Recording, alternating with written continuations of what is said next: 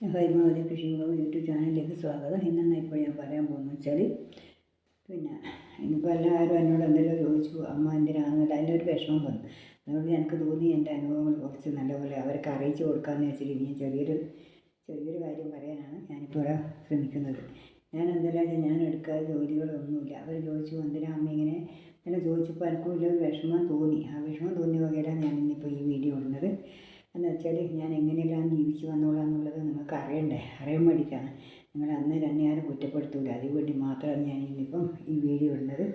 പക്ഷേ ഞാൻ 2088 എൻ്റെ അച്ഛൻ മരിച്ചത്. എൻ്റെ അച്ഛൻ മരിച്ച സമയത്ത് എൻ്റെ അച്ഛൻ മരിച്ചത് 2088 നവംബറിലാണ് എൻ്റെ അച്ഛൻ മരിച്ചിട്ടുള്ളത്. അച്ഛൻ മരിച്ചിട്ട് അക്കൊല്ലം തന്നെ എനിക്ക് അച്ഛനെയും വീടും പറഞ്ഞിട്ട് കയ്യിൽ തന്നെയാണ്. പിന്നെ അങ്ങനെ എനിക്ക് വേറെ വരുമാനമൊന്നുമില്ല. അങ്ങനെ ഞാൻ 4 കുട്ടികൾ ജീവിക്കണം, അങ്ങനെ ഒരു വരുമാനമൊന്നുമില്ല. ആ സമയത്താണ് കിണർ കുഴിച്ച് പോകുമ്പോൾ കിണറിന് കുഴിക്കാൻ കല്ല് വേണം. കിണറില്ലായിരുന്നു. കിണറിന് കല്ല് വേണം. ആ സമയത്ത് കല്ല് വേണം. അപ്പോൾ നമ്മളിവിടെ വരുന്നവരുണ്ട്, 2-3 ആൾക്കാർ കാണാൻ വിധാരക്കത്തോടെ അവരോട് പറഞ്ഞാൽ അവരോട് ഏട്ടൻ പറഞ്ഞ് ഞാനൊരു പണം തരാൻ, നീ കൊത്തിച്ചെടുത്തോ, അതെനിക്ക് പെൻഡിന് വേണമെന്ന് കല്ലാവുന്ന കേട്ടോ. ഒരു പണ കേട്ടൻ അവരൊരു സ്ഥലത്ത് തന്നത് അവരെ കൊണ്ട് കൊത്തിക്കാനാക്കി. ഒരുപാട് കല്ലുണ്ട്, കുറച്ചൊന്നുമല്ല, നമുക്ക് ആവശ്യത്തിനും കൂടുതലുണ്ട്. അതിനെ കൊത്തിച്ചിട്ട് വിറ്റോന്ന് പറഞ്ഞു. അങ്ങനെ വിൽക്കാൻ തുടങ്ങി. അങ്ങനെ ആ കയ്യിൽ ഞാനെന്ന് വെച്ചാൽ ഒരു കല്ലിൻ്റെ പണ തന്നെ തുടങ്ങാൻ വിചാരിച്ചു. അപ്പോൾ ഞാനിങ്ങനെ പോലും പെല്ലും കൊണ്ടാക്കലും എല്ലാം വീട്ടിലെ പണിയിൽ ഒരുക്കി കുട്ടികൾ പഠിക്കലും പോയാലും ചെയ്തപ്പോൾ ഞാൻ വീടിന് രാവിലെ പോകും. പിന്നെ അവർക്ക് ഇതെല്ലാം പണിയിൽ വേണ്ട സൗകര്യങ്ങൾ ഒരുക്കി കൊടുക്കും, പെണ്ണുങ്ങളെ ആക്കും. അങ്ങനെയുള്ളതെല്ലാമായി ഞാനിങ്ങനെ വരും. അങ്ങനെ നോക്കുമ്പോൾ ഏട്ടൻ പറഞ്ഞു, ഇങ്ങനെ പോയാൽ ശരിയാവില്ല, കുറച്ച് മണ്ണിൽ കോരി കൊടുക്കും, ആക്കൊരു വീതം മാത്രമേ എനിക്കില്ല. എന്തെങ്കിലും ഏട്ടനുണ്ട്, എൻ്റെ 60 ഏട്ടനുണ്ട്. ഏട്ടൻ വേറെ പണിയിലുണ്ട്. അതുകൊണ്ട് അങ്ങനെ ഒറ്റക്കല്ല, മേടിക്കാനില്ല. അതുകൊണ്ട് നീ പോയിട്ട് നീ കൊത്തിയെടുത്തോ, കൊത്തിച്ചാൽ ആ കല്ല് കൊടുക്കുന്നതായിരിക്കും വിൽക്കുന്നത്. എനിക്കപ്പോൾ കല്ലിനെ പറ്റി ഒന്നും അറിയില്ല അന്നേരം വെച്ചാൽ പോയ കല്ലിന് മാത്രമേ അവർക്ക് കൊത്തുകാർക്ക് പൈസ കൊടുക്കും. നമ്മൾ ഈ പോകാതെയും പോയ കല്ലിൻ്റെ എല്ലാം കൂടി പൊട്ടിയ കല്ലിനും എല്ലാം കൂടി നമ്മൾ പൈസ എണ്ണി കൊടുത്ത് അവർക്ക് പൈസ എണ്ണി കൊടുത്ത് അപ്പോൾ അതങ്ങനെ പോയി. ഇനിയുള്ളത് അങ്ങനെ ശ്രദ്ധിച്ചാൽ മതി എന്ന് പറഞ്ഞിട്ട് അങ്ങനെ ഞാൻ ശ്രദ്ധിച്ച് പിന്നെ അങ്ങനെ പോയി. അങ്ങനെ ആടെ പണിയാണ്. കുറച്ച് അപ്പുറത്ത് പോയൊരു സ്ഥലത്ത് പണി കിട്ടി. ആടെ ഒരു സ്ഥലം എടുത്ത് പണിക്ക് ഇപ്പോൾ 5-6 ആൾക്കാരുണ്ട്. അവർ കൊത്താൻ തുടങ്ങിയപ്പോൾ കല്ലുണ്ട്. ആഴ്ചക്ക് കല്ല് വരും. അങ്ങനെയല്ല ഞാൻ 1-2 കൊല്ലം പോലെ ഞാൻ അങ്ങനെ കൊണ്ടുവരുന്നു. ഇവരെ ആളിലാക്കി. ഏട്ടൻ പറഞ്ഞു, നീ ഇങ്ങനെയല്ല വേണ്ടത്, എൻ്റെ ഭർത്താവ് കൂടെ കേട്ടാൽ നിങ്ങൾ അങ്ങനെയല്ല, നിങ്ങൾ വന്നിട്ട് അവിടെ വന്ന് നിൽക്ക്, കുറച്ച് മണ്ണെല്ലാം കോരി കൊടുത്ത് നിങ്ങൾ കുറേശ്ശെ എടുക്കുമെന്ന് പറഞ്ഞു. അങ്ങനെ ഇവർ അന്നേരം വന്നു. അങ്ങനെ കുറേശ്ശെ മണ്ണ് കോരി കൊടുക്കുന്നത് അങ്ങനെയെല്ലാം കുറേശ്ശെ ആയപ്പോഴാണ് എനിക്ക് പണിയിൽ എനിക്ക് തോന്നി കുറേശ്ശെ അതിൻ്റെ അതുപോലെ കളിച്ച് കളഞ്ഞാൽ നമുക്ക് കൊത്തിയെടുത്താൽ അവർ കുത്തും പോലെ കൊത്തിയാൽ നമുക്കും കിട്ടുമല്ലോ. കല്ല് കിട്ടിയെങ്കിൽ ആ പൈസ നമ്മൾ കൊടുക്കണില്ല. അവർ കൊത്തിയില്ലെങ്കിലും തലയണത്തിന് പൈസ. ആ കൊല്ല് ഒരു 3 കല്ലിൻ്റെ അടിവരെ 1, 2, 3 സ്റ്റെപ്പിൻ്റെ കല്ലിൻ്റെ പൈസ അവർക്ക് പുതിയ പണം നീക്കുമ്പോൾ അവർക്ക് ഫുള്ളായിട്ട് പൈസ കൊടുക്കണം. ഒന്ന് കൊത്തിയാൽ ആ ഒന്ന് കൊത്തിയത് പൊട്ടിയാലും എല്ലാം അവർക്ക് പൈസ കൊടുക്കണം. അങ്ങനെ ആയപ്പോൾ എനിക്ക് തോന്നി ഞാൻ കുറേശ്ശെ കൊത്തിപ്പൊളിച്ചെടുക്കുക. ഇപ്പോഴത്തെ പണം നീക്കിയിട്ട് നമുക്ക് കുറേശ്ശെ കൊത്തിപ്പൊളിച്ചെടുക്കാൻ ഞാൻ വെച്ചാൽ ഞാൻ കുറേശ്ശെ കുത്താൻ നോക്കി തുടങ്ങി. അവർ മകുവിടുന്നവർക്ക് ചെറിയ മകുവിട്ട് ഞാൻ കുറേ കൊത്തിപ്പൊളിക്കും. അന്നേരം അവർക്ക് കൊടുക്കണ്ടല്ലോ.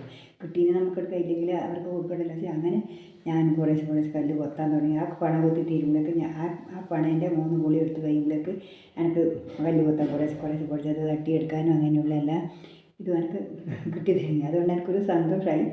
എന്നാലും ഒരു പണി പഠിക്കുകയല്ലേ ഇതാവില്ലല്ലേ. അപ്പോൾ എല്ലാവരും കാണുമ്പോൾ എനിക്കൊരു ആദ്യം കാണുമ്പോൾ പെണ്ണുങ്ങൾ കല്ല് കൊത്തുക, പണിയിൽ പോകുക അങ്ങനെ പറയുമ്പോൾ വലിയൊരു നാണക്കട. പണ്ട് കാലത്ത് പ്രത്യേകിച്ചും പണിയിൽ പോയാൽ പെണ്ണുങ്ങൾ പോയി എന്ന ധാരണ. പക്ഷെ നമ്മൾ സ്വന്തം പണം എൻ്റെ ഏട്ടനുണ്ട്, അപ്പോഴും എൻ്റെ ഭർത്താവുണ്ട് ഒന്നിച്ച്.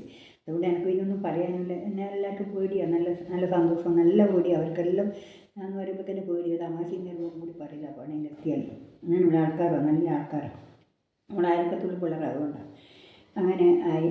ഞാൻ പറഞ്ഞു കല്ല് കൊത്താൻ കല്ല് കൊത്താനാക്കി അവരിങ്ങനെ ഓരോരാൾ വരുന്നതിന് ഓരോരോ കഷ്ണം പണം നീക്കി കൊടുക്കും. അവരെ ആടിയാക്കും. അങ്ങനെ ഓരോരാൾ വരുമ്പോൾ ഓരോരോ കഷ്ണം നീക്കി കൊടുക്കും. ഓരോരാൾക്ക് ആടിയാക്കി കൊടുക്കും. അങ്ങനെ ഓരോരാൾക്കും കൊടുത്താകുമ്പോൾ അന്നേരം ഈ മേലത്തെ തലയെല്ലാം ഞാൻ തന്നെ കുത്തിപ്പൊളിച്ചെടുത്ത് അവർക്ക് കൊടുക്കേണ്ട പണിയില്ല. അതുകൊണ്ടെന്ന് വെച്ചാൽ അവർക്ക് നല്ല കല്ല് കുത്തി എടുക്കും. അവർക്ക് വേഗം ആവുകയും ചെയ്യില്ല. അവർക്ക് നല്ല സുഖം. കിട്ടാതെ കല്ല് കുത്തുമ്പോൾ അവർക്ക് ഇഷ്ടമൊന്നുമല്ല. അങ്ങനെ ഞാനങ്ങനെ പോയി. അങ്ങനെ ആയതുകൊണ്ട് എനിക്കെന്ന് വെച്ചാൽ ആ ഒരു കാര്യം എനിക്ക് കുറേശ്ശെ ആയി തുടങ്ങി. പിന്നെ എനിക്ക് തോന്നി കല്ല് കുത്തിയിട്ട് തന്നെ എടുക്കണം എനിക്ക് എന്തായാലും. ഞാൻ എടുക്കുന്ന പണിയല്ല, എന്തായാലും ആൾ അറിഞ്ഞാൽ കുറവൊന്നുമില്ല, എന്നാൽ കുറവൊന്നും നമ്മളൊരു പണി എടുക്കുന്നില്ല. ആരും പെണ്ണുങ്ങൾ അങ്ങനെ കല്ലുകൊത്തലൊന്നുമില്ലല്ലോ. അതുകൊണ്ട് ഞാൻ പറഞ്ഞു എന്തായാലും ഇല്ല, ആരെങ്കിലും വരുമ്പോൾ ഞാൻ പണീൻ്റെ അകത്ത് അടിയിൽ നിന്ന് കല്ല് കുത്തുമ്പോൾ ആരും നേരെ എന്നെ അറിയുന്ന ആളാകുമ്പോൾ ഞാൻ അപ്പാട് കയറി വരുന്ന സ്ഥലത്ത് ഒളിച്ച് നിൽക്കും, അവരെ മുമ്പിൽ കാണിക്കാതെ. അങ്ങനെ ആദ്യം കൊത്തൽ. പിന്നെ ആൾ കാണാൻ തുടങ്ങി. കണ്ടാൽ പിന്നെ എനിക്ക് പ്രശ്നമൊന്നും ഇല്ലാണ്ടായി. പിന്നെ എന്താ അവനവൻ്റെ പണിയെല്ലാം എടുക്കുന്നത്, വേറെ ഒന്നല്ലല്ലോ. അങ്ങനെയായി. പിന്നെ ഞാൻ അതിൻ്റെ കല്ല് ആൾക്ക് കൊടുക്കലും കൊത്തിക്കലും പൈസ മേടിക്കലും ആഴ്ചക്ക് പൈസ കൊടുക്കലും കല്ല് മേടിക്കലും പണിക്കാർക്ക് കണക്ക് കൂട്ടി കൊടുക്കലും എല്ലാം കൂടി ആയി. അങ്ങനെ ആയി നമുക്ക് കുറേശ്ശെ ആഴ്ചക്ക് നല്ലോണം കല്ല് വരാൻ തുടങ്ങി.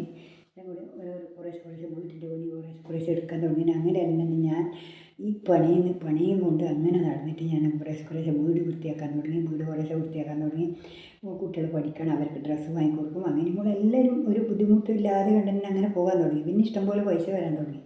ആഴ്ചക്ക് ഒരു ദിവസം ഇതിലൂടെ വലിയ തരുമ്പം 10, 300, 1500, 2000 റുപ്യ ഒരു ദിവസം, 3000 റുപ്യ ഒരു ദിവസം വരുമാനം വരും. ആ വരുമാനം വന്നു കഴിഞ്ഞാൽ ആർക്കും കൊടുക്കണ്ടല്ലോ. ഞാനിത് അവർക്കെല്ലാം ആദ്യമേ കൊടുത്തു ഒഴിവാക്കും. അന്നേരം പിന്നെ എനിക്ക് കണക്കൂട്ടിയിട്ട് അതിനകത്ത് പൈസ വെച്ചുണ്ടാവും. അങ്ങനെ ആയിട്ട് ഞാനങ്ങനെ പൈസ ആക്കി വെച്ചിട്ട് പിന്നെ ഒരു കൊല്ലത്തുമ്പോൾ ഓരോ സ്ഥലത്ത് ഓരോരോ ഭാഗം പണി വൃത്തിയാക്കി വീടെല്ലാം ശരിക്ക് നല്ല വൃത്തിയിൽ 4 ഓറം തേച്ച് നല്ല വൃത്തിയാക്കി സിമെൻ്റെല്ലാം ഇട്ട് നല്ല മുറ്റവും എല്ലാം അടക്കം വൃത്തിയാക്കി. പെൺകുട്ടികളെ കല്യാണം കഴിയണ്ടേ. പണ്ടത്തെ കാലം പെൺകുട്ടിക്ക് ഭയങ്കര ഡിമാൻഡ് ഇല്ലല്ലോ. ഇപ്പോഴല്ലേ പെൺകുട്ടിയൊക്കെ ഡിമാൻഡ്. അതുകൊണ്ട് പെൺകുട്ടികൾ കല്യാണം കഴിയെടുത്തിൽ നമ്മൾ വീട് വൃത്തി വേണം, മറ്റുള്ളെല്ലാം വേണ്ടേ. അങ്ങനെ വിചാരിച്ചിട്ടാണ് അങ്ങനെ ആയിട്ട് ഞാൻ പിന്നെ ഏതായിരുന്നാലും എന്ത് വന്നാലും വേണ്ടിയില്ലാന്ന് വിചാരിച്ചിട്ട് അങ്ങനെ ഞാൻ കൊണ്ടുപോയിട്ടാണ് പിന്നെ ഈ പണം 2088 എൻ്റെ അച്ഛൻ മരിക്കുമ്പോൾ എനിക്ക് നവംബറിൽ എഴുതുന്ന സ്ഥലമായത്. ഈ സ്ഥലത്തിൽ കരണ്ടുകൊണ്ട് പോയിരിക്കാൻ ആ കൊല്ലം പിന്നെ ജനുവരി ഫെബ്രുവരി മാർച്ച് ആകുമ്പോഴേക്ക് ഞാൻ പണം തുടങ്ങാൻ തുടങ്ങി. അച്ഛൻ്റെ ഈ സ്ഥലത്ത് ഇവിടെ ഞാൻ കുറച്ച് പൈസ എല്ലാം ആക്കിയിട്ട് പണം തുടങ്ങിയിട്ട് അങ്ങനെയാണ് ഞാൻ ഇവിടുന്ന് മുന്നോട്ട് പോകുന്നത്. അതാണ് ആദ്യത്തെ എൻ്റെ ചുവടുവെപ്പ്. ആദ്യം ഞാൻ തുന്നൽ മെഷീനിൽ തുടങ്ങിയതാണ്. തുന്നൽ മെഷീൻ തുടങ്ങി. പിന്നെ പശുവിനെ വാങ്ങി, ലോൺ എടുത്തിട്ട് പശുവിനെ വാങ്ങി. അങ്ങനെ 2-3 തരത്തിൽ എനിക്ക് ആ 2 തരത്തിലുള്ള ഇതായി.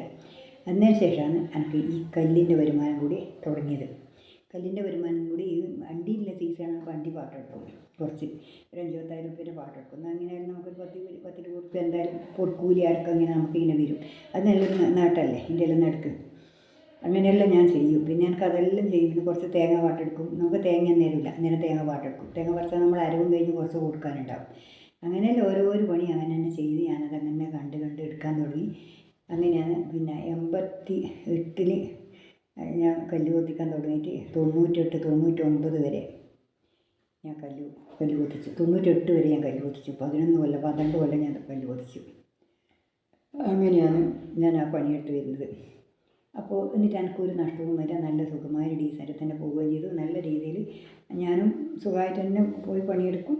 മക്കളും എല്ലാം സഹകരിക്കും. മക്കളും എല്ലാം നല്ല പറഞ്ഞ പോലെ കേൾക്കുന്ന മക്കളുമാണ്. എല്ലാം നല്ലോണം പണിയെടുക്കും, അധ്വാനിക്കുന്ന മക്കളുമാണ്. അച്ഛനും കൂട്ടവരും എല്ലാം കൂടെ അങ്ങനെ പണിയെടുത്തായിട്ടാണ് ഞാനൊരു ലേശം നിന്ന് സമാധാനം പറയുന്നത്. മറ്റും ഇതുവരെ ആരോടൊന്നും പറയുകയില്ല, ആരും തരുവില്ല, ചോദിച്ചാലും തരില്ല, അങ്ങനെയുള്ളൊരവസ്ഥയിലായിപ്പോയിനായിരുന്നു ആദ്യകാലത്ത് ഞാൻ. പക്ഷേ അതെല്ലാം തീർന്നു. പിന്നെ എനിക്കൊരു 10 റുപ്യക്ക് ആരോട് ചോദിക്കാതെ തന്നെ എൻ്റെ കൈമേൽ എടുക്കേണ്ട ഒരു അവസ്ഥയായി തുടങ്ങി. അങ്ങനെയാണ് ഞാൻ പിന്നെ കുറേ സ്ഥലം എടുക്കാൻ തുടങ്ങി. കുറച്ച് സ്ഥലം അങ്ങനെയുള്ള എല്ലാം ഓരോരോ സാധനം മോട്ടർ വാങ്ങി, എല്ലാ കാര്യവും വാങ്ങിയിട്ടു. എല്ലാം ലോണാക്കിയിട്ട് വാങ്ങിയില്ല. ലോണാക്കി വാങ്ങിയിട്ട് ഞാൻ വെച്ചാൽ മാസം അടച്ചു കൊടുക്കും. എനിക്ക് ദിവസം വരുമാനം വരില്ല, അതിൻ്റെ അകത്ത് എടുത്ത് അടച്ചു കൊടുക്കും. അങ്ങനെ എല്ലാം ടി വി വാങ്ങി, എല്ലാം അങ്ങനെ വാങ്ങിയിട്ട് എല്ലാ കാര്യവും നല്ല നമ്മളെടുത്ത് തന്നെ എല്ലാ സാധനവും ആക്കുകയും ചെയ്തു. ഞാൻ ആദ്യമേ ചെയ്തുകൊണ്ട് എൻ്റെ അടുത്ത് തന്നെ എല്ലാ കാര്യവും ആദ്യം എൻ്റെ അടുത്താണ് എല്ലാ സാധനവും ഈ നാട്ടിൽ വന്നത് തന്നെ. അന്നേരം ടി വിയോ മറ്റൊന്നൊന്നുമില്ലല്ലോ. എല്ലാം എൻ്റെ അടുത്ത് ആദ്യം രാത്രി 12 മണി 1 മണി ഒരു ടി വി ആണെല്ലാം വന്നിരിക്കും നമ്മുടെ സ്ഥലത്ത്, നമ്മുടെ വീട്ടിൽ. അങ്ങനെയെല്ലാം അങ്ങനെ പോകുന്ന ഒരു കാലം ഉണ്ടായിരുന്നു. അതെല്ലാം കഴിഞ്ഞ് പിടിച്ചിട്ടാണ് ഞാൻ പയ്യെ പിന്നെ ഇപ്പോൾ പണേൻ്റെ കാര്യം ഒഴിവാക്കാൻ വേണ്ടി നോക്കുന്നത്. ചില കുട്ടികൾ വലിയ പെൺകുട്ടികളെല്ലാം കല്യാണം കഴിഞ്ഞ് പോകാനായി. ഇനി അന്നേരം പിന്നെ വീട്ടിലാളെല്ലാം ശരിയാവില്ല. അതുകൊണ്ട് അവരാരെങ്കിലും വരുമ്പോൾ നമ്മൾ വില്ലാന്ന് പറയുമ്പോൾ നമുക്കൊരു വിഷമമില്ല. പണിയാകുമ്പോൾ അവിടെ തന്നെ നിൽക്കണം. അപ്പോൾ അന്നേരം മിഷ്യൻ കല്ലിൻ്റെ ആക്കുമെന്ന് പറഞ്ഞു. നമ്മൾ മിഷ്യൻ കല്ലിൻ്റെ വേണ്ട, ഞാൻ പണം നിർത്തുമെന്ന് പറഞ്ഞു. അങ്ങനെ ആ സമയത്ത് വരെയാണ് ഞാൻ പണം നിർത്തിയിട്ട് ഞാൻ വീട്ടിൽ വന്നിട്ട് പണം നിർത്തിയിട്ട് നമ്മൾ സ്വന്തം വീട്ടിൽ നിന്ന സമയത്ത് എന്നോട് നാട്ടിലൊരാൾ പറഞ്ഞു, നിങ്ങൾ റബ്ബർ ടാപ്പിങ് എടുത്തോ പാട്ടത്തിന് എന്ന് പറഞ്ഞു. നമ്മൾ അങ്ങനെ പാട്ടം കൊടുക്കുക, ഷോട്ടറിന് കൊടുക്കുക, അതെടുത്താൽ നമുക്ക് നല്ല ലാഭമാണെന്ന് പറഞ്ഞു.